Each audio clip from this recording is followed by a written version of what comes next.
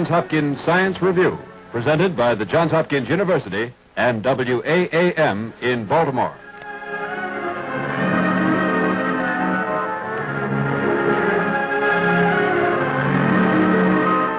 This is the Johns Hopkins University, famed for 75 years for its contributions to science and the humanities. Here in its many laboratories, Hopkins scientists are constantly probing into the still unknown secrets of science, which, when discovered, will be translated into benefits to be enjoyed by you, the people of America. Each week, we look over the shoulders of those scholars as they work and catch a glimpse of the results of their scientific research. This week, we will see the work of one of the men behind the men of science as we watch the Master Glassblower.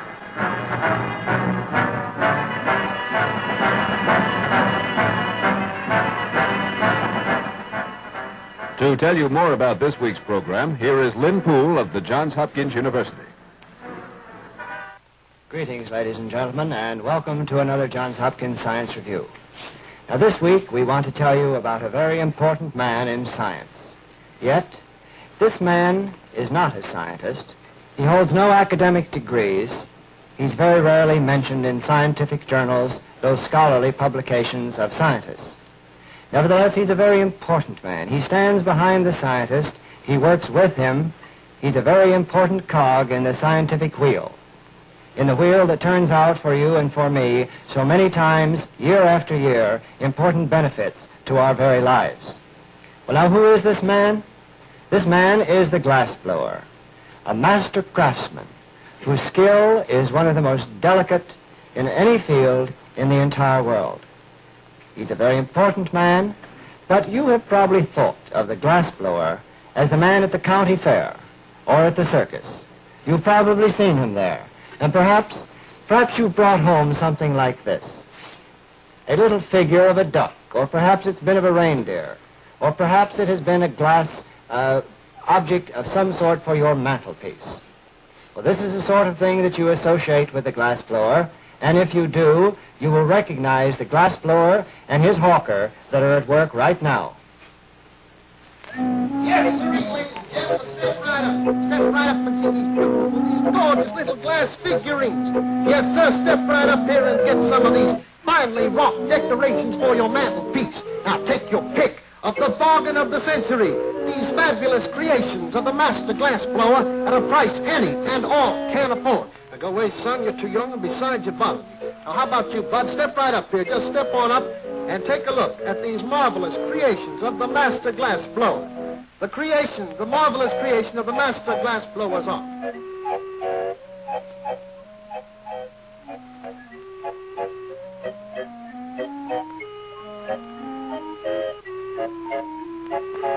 Perhaps you do have some little glass novelties like these in your home. When we think of the glassblower's art, we usually think of such objects.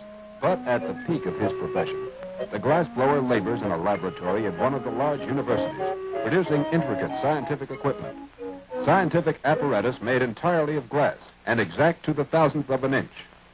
The special equipment made by the glassblower has played its part in many scientific experiments and discoveries. Glass is used extensively in laboratory equipment because of its hardness, its transparency, and its resistance to chemical action. No commercial glass company can foresee the day-by-day needs of a scientist. Such companies cannot afford to stock equipment which may be used for only one experiment. Therefore, it is necessary for large universities to employ a glassblower to turn out such special equipment as you see here. Given only a rough drawing, in many instances, the glassblower must turn out complicated equipment, often exact to the 25,000th of an inch. To make such equipment, the glassblower must be a master craftsman. And we want you to meet such a master craftsman now. Now, ladies and gentlemen, it's my privilege to present to you Mr. John Lehman, really a master glassblower from Johns Hopkins University. Mr. Lehman's busy at work here now, but Mr. Lehman, I wonder if you ever saw a hawker like this at a circus or a fair, and did you ever blow any glass at a fair? Yes, I was at the World's Fair for a while, Mr. Poole. And my dad and I, we used to do it in the cellar at home. Well, one thing I think everyone would be interested in as they watch you work here is why you keep turning that glass the way you do. Well, the reason why I keep turning it like this, Mr. Poole, is if I was to stop turning this glass for just a half a second, why, it would get a big gob of glass on one side. Then when you go to make a round object, you couldn't do it. And I'm pretty sure that's what's going to happen to this piece of glass right now, unless I play around with it. But it's just about ready to be blown up into a bulb now. Let's see what we can do.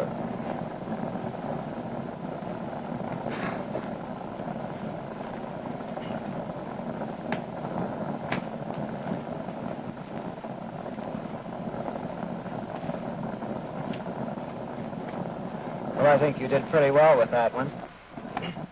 Mr. Lehman, why do you put the glass back in the fire after you've already blown the bulb? Well, as it sets out here in the air, it chills off.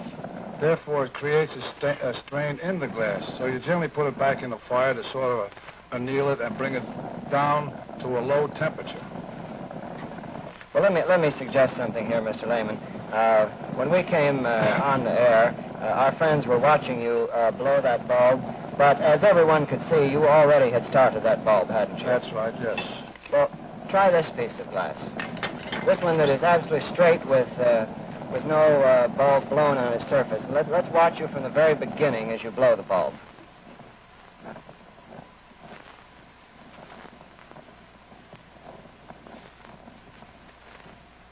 Incidentally, Mr. Lehman, how hot is that fire? This flame right now, Mr. Poole, is about 1,100 degrees centigrade. Of course, it all depends on the size of the tubing that you're working with, how hot your fire is. You generally work between anywhere from 9 to 1,800 degrees centigrade. Well, I imagine it would also depend on the object that you intend to make, how hot you have to have your glass. Yes, that's right. Now, if you notice, I'm still turning this glass, even though it's in the fire, and even when I take it out of the fire. That's one of the most important things of glass blowing, is learning how to pull these points in that. What do you mean pulling the points, or can you show us? Well, that's what I'm doing now, Mr. Poole. You just stretch it out for this here short end of a piece of glass here so I can hold it. Then I melt it off here, and then you lay that piece down. Now, if this point ain't absolutely straight, when I go to blow a bulb, why, it'll be crooked on me. So that's the reason why, see, it was a little crooked then, so now I'm going to straighten it out.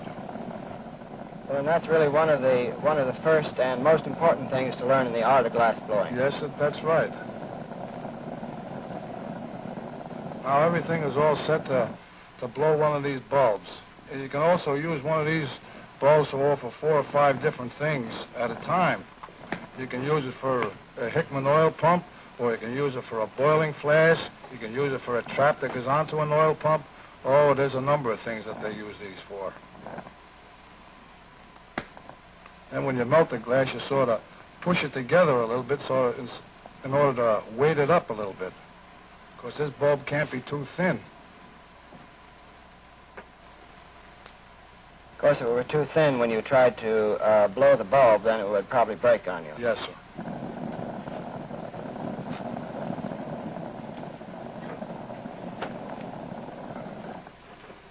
Now, the reason why I done that first was to get that glass evenly distributed so that it's almost the same thickness all the way around. Well, you can blow the bulb larger than you had it there, though, can't you? Yes. That's what I'm getting ready to do now. Now, if you'll notice, that's evenly heated all the way around. Then you take it out and you sort of let the glass set for a second.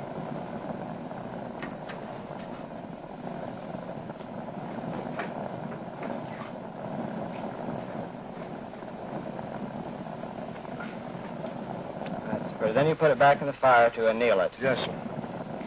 Well, Mr. Lehman, a moment ago, you said that really a bulb such as this is basic in blowing glass and can be used for many things. You mentioned the Hickman diffusion pump. How would you go about preparing a piece of glass for that diffusion pump? Well, this here bulb that I have now is just a little large for a pump, but I can show you how there's generally 6 of them in a row. And the way you do that, you just heat it up in one spot, and you don't get it too hot, so you just sort of push it together very gently.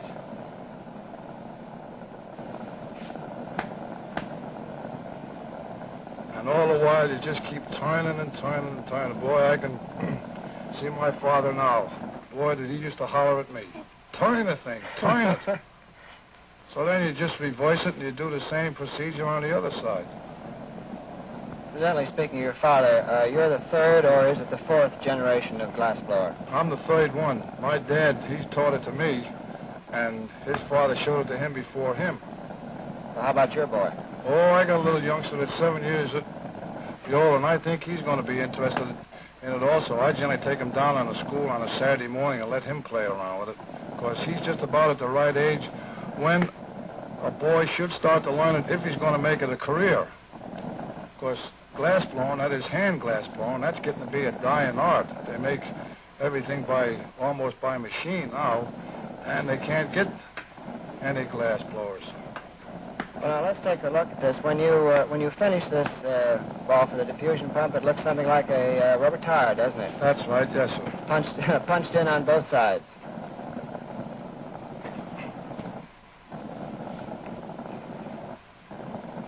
Well, there's one thing that I would like to show our friends. This piece of glass that I have here in my hand is made of one piece, and it's an entire spiral that Mr. Lehman made for us. And if you see, we push it together. It's a spring-like, comes out, you can turn it, pull it back and forth like an accordion. Now, this glass is used often in scientific research. In the scientific laboratories that you might visit, you find a lot of pieces of glass like this. And, of course, it has to be made by a specific measurement. Mr. Lehman, give us a start and show us how you prepare such a coil. Well, when making a coil, Mr. Poole, it all depends on what kind of a drawing you got and the size of the tubing that they want to use and the diameter of the coil. And that will run anywhere from 6 millimeter to 12 millimeter OD. Now, in order to start a coil, why, you just heat the glass up just a little bit. Just enough so it's pliable and you can make sort of a loop in it. That's so you can stick it on a manville. On a what? You put it on what we call a manville. Well, what's a manville? As soon as I get this loop made, why... Sorry. Now, this is the way you start it.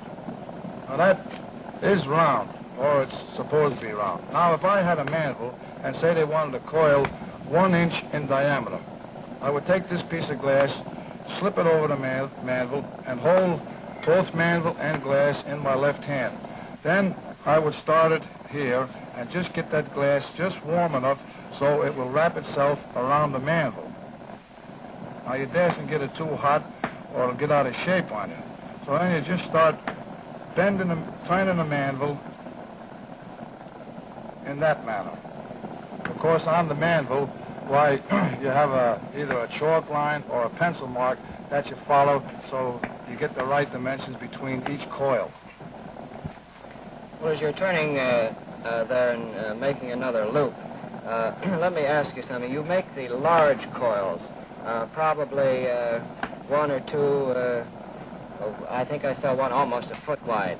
You do that on a lathe, don't you? Yes, you hold it in the lathe, and if you're having a piece of carbon that's big enough, it only comes 3 inches in diameter, you generally go to a piece of brass. And if the brass is not large enough, why, they generally bring in a piece of a tree, which they turn down in the lathe and made round. Then we take a piece of wet asbestos and wrap it around that block of wood, stick that in the lathe, and then you have to turn the lathe with one hand and hold your Bunsen boiler underneath that and just turn it and let the glass shape itself. And then you keep winding that around until you get a coil such as this. That's right. Mr. Lehman, I'd like to go back to something else here. You blew the bulb and then the side punching in, as I would call it. But I saw one in your laboratory that had a long arm on it that came out and was bent. Was that put right into this bowl? Yes. If you like to, I could show you how we start to make one of those. And that all comes back to that point, blowing a round bulb. Now, you start off the same way. And like I said before, you can use these for 4 or 5 different things. If you want to make a trap for an oil pump so that if some somebody accidentally turns the wrong stopcock and there's a vacuum in there, when it sucks that oil back, it won't go into your system. You have this here trap.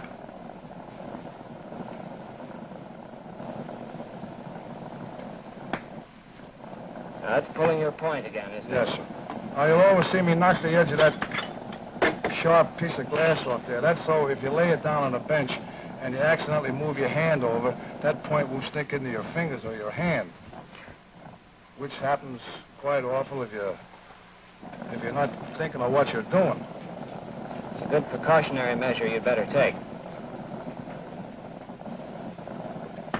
Then you judge the size of the bulb that you want blown, and then you pull another point. And it all boils back to that point business again. You keep coming back to that all the time. Yes, and now when I get this pulled off, I can almost show you why it's necessary.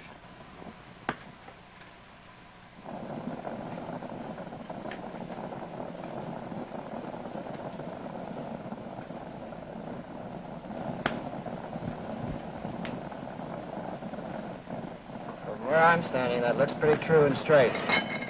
Now, if it isn't true, you turn it around. This here, if you'll notice, that's almost absolutely true. Now, this here point is out a little bit, so you just stick it back in the fire and don't get it too warm.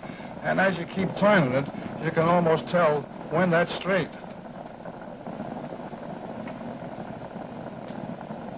Now, there ain't a wobble in that. That's what comes from pulling points. That also comes from a lot of practice and experience, Mr. Lehman. That's right. I know for 6 months that's all I'd done. My dad, oh, boy, that was one thing that he was really particular about. He was after you about those points. Yes, it was, and it really's paying off now. How long have you been at this business of glass blowing, Mr. Lehman? I started when I was 7 years old down there in my father's basement, and then, of course, I didn't want to go to school, as I regret it now, but he gave me an ultimatum. It was either school or work. So I went to work. And I started at the General Electric Company up in Schenectady, New York, when I was 15 years old. And I'm 48 now, and I'm still learning. Now, you'll notice I'll just push that glass together just a little bit. Now you'll see in the fire there's a flat spot. So what you do here is you just take it out of the fire and just give it a little puff. And sort of even that there gob of glass so it's an even thickness all the way around.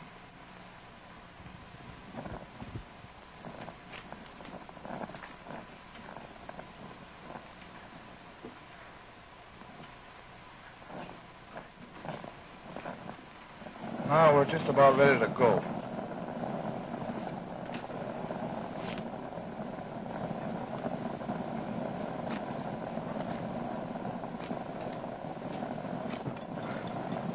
That's about as perfect a bulb as I've ever seen, Mr. Lehman.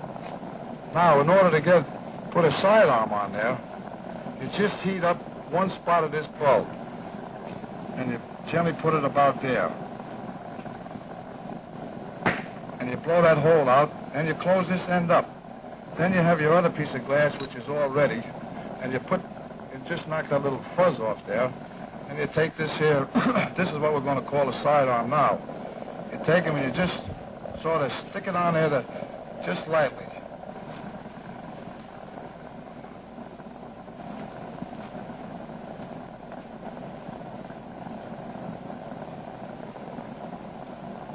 Now you bend this part up, and this is the part that goes on your vacuum system.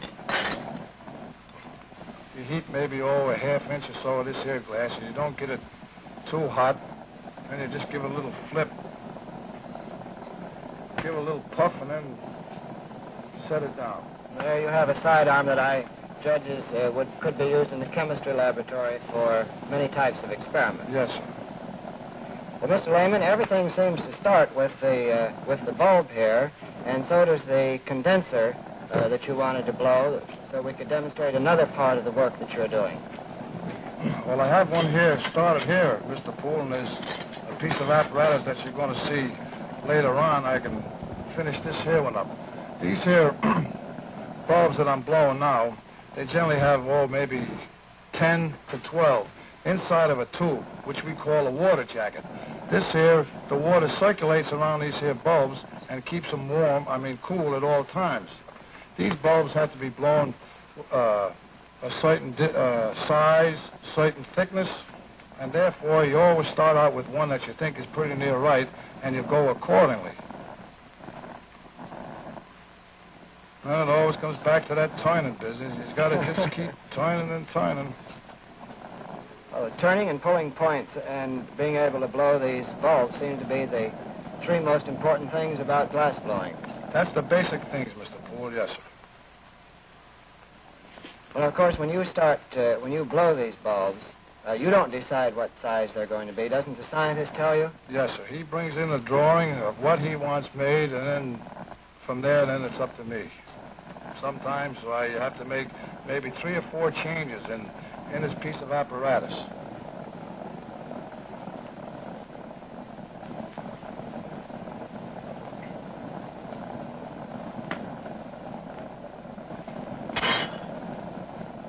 You call this a condenser tube, Mr. Lehman. While you're blowing the next bulb on this condenser tube, I'd like to show a finished condenser tube that we have over here.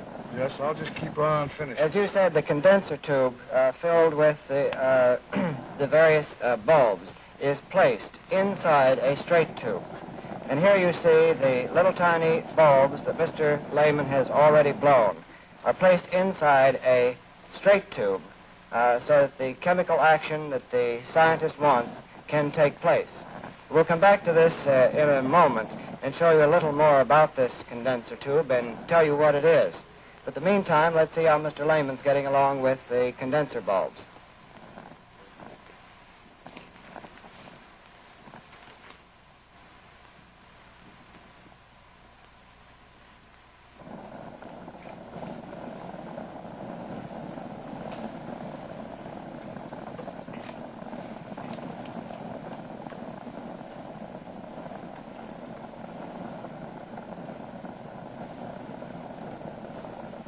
Now you just keep going on, and if he wants 6 bulbs, 8 bulbs, or 12, whatever the professor or the doctor wants, why you just keep going along and making them that their way. Do you have any idea what is the largest condenser you've made?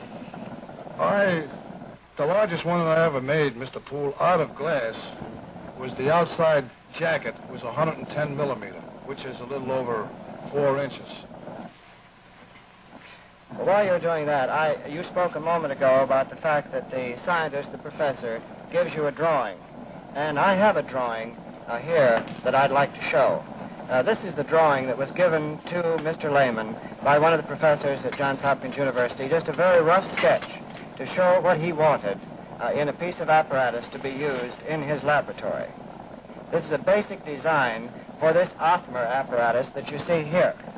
This apparatus, which is working now, was developed by Dr. Donald Othmer of the Polytechnic Institute of Brooklyn and was made for Mr. Lehman, by Mr. Lehman last week for Dr. A.I. Johnson of Johns Hopkins, who wanted certain particular changes made in the original design.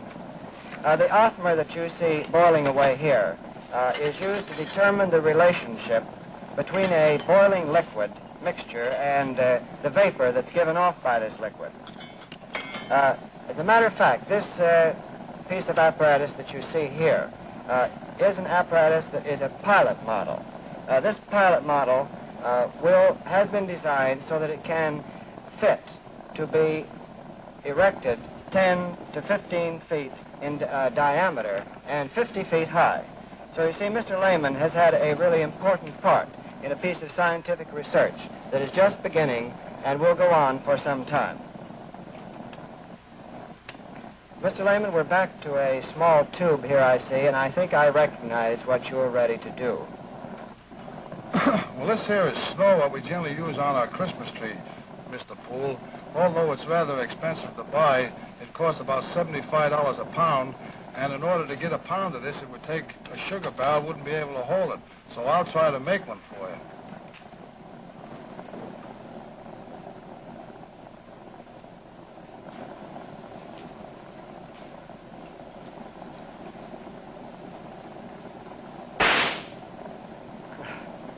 That there glass, Mr. Poole, is so thin that it can't be measured. The only way you can do that is weigh it. I'll see if I can try to make another one. If I don't make that, why, I'll try to make you a bunch of hot dogs. Well, hot dogs would be good for summer picnics, and the snow would be good for our Christmas tree, wouldn't it?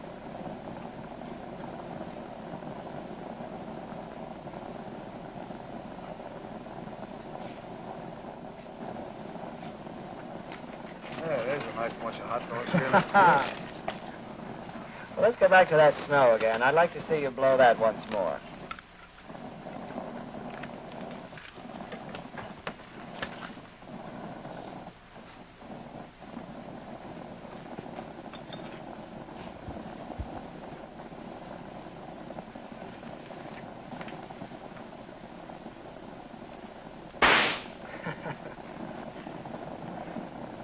Well, that was a loud crack, Mr. Lehman, and a very fitting close, I think, to the demonstration that you've given us here tonight on really the science of glass blowing.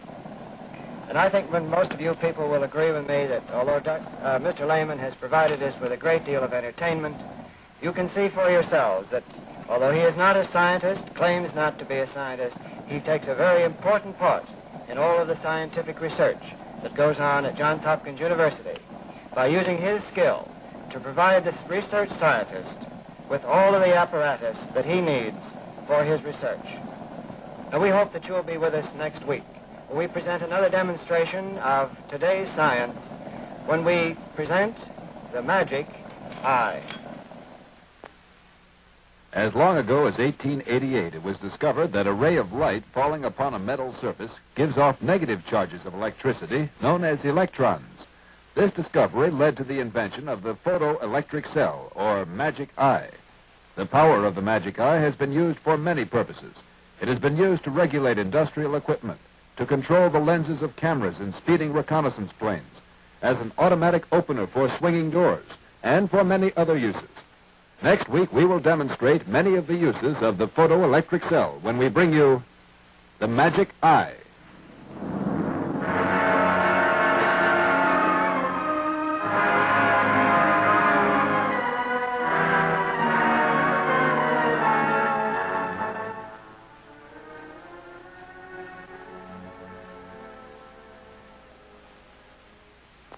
The Johns Hopkins Science Review is produced by Lynn Poole.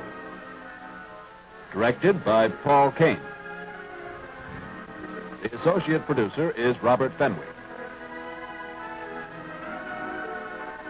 Associate director, Ken Kelpie.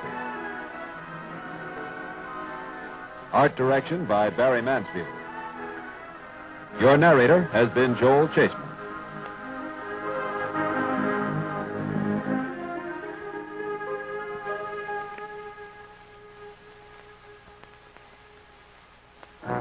Portions of this program have been mechanically reproduced. The Johns Hopkins Science Review originated in the studios of WAAM